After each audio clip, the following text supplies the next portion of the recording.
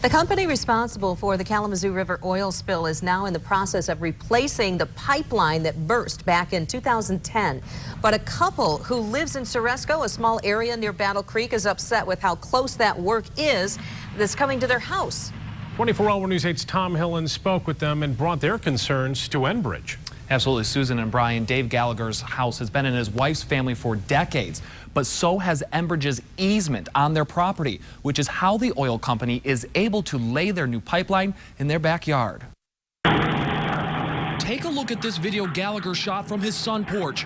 You can see the construction equipment being used to lay Enbridge's new pipeline is just a few feet from his home. The first week when the equipment came through, we had our windows open, the temperatures were cool, and the smoke detectors went off from the exhaust from the large equipment going through, as well as you could feel the exhaust coming in, smell the diesel exhaust. Gallagher was compensated by Enbridge for what they say is a temporary inconvenience.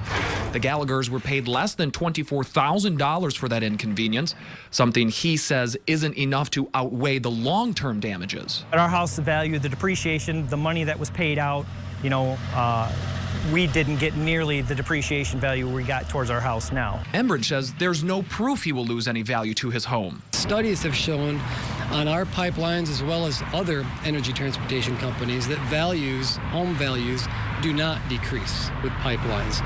There is not a direct correlation that we have found. Enbridge has an easement on Gallagher's property, which means they own some of the land in his backyard. Enbridge says they didn't have to pay Gallagher or other landowners, but that they do because they want a good relationship with them. Gallagher doesn't see it that way. Do you feel like you had a choice in this option? No, nobody has a choice. This is a matter of big oil pushing their way through. Enbridge says the new pipeline is replacing one that has been in use for more than 45 years, and that this new pipeline will be safer than keeping the old one operating.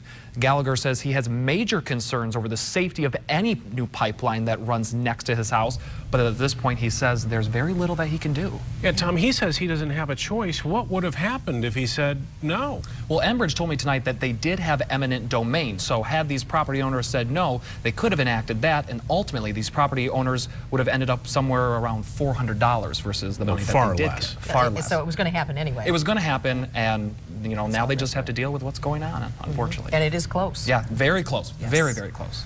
Thank you, Tom, Tom. thanks. Take a look at the Enbridge project as a whole. This impacts a ton of people. All of the portions in orange are being replaced. The blue sections were replaced last year. Once this project's complete, there will be a new pipeline from Indiana to Canada.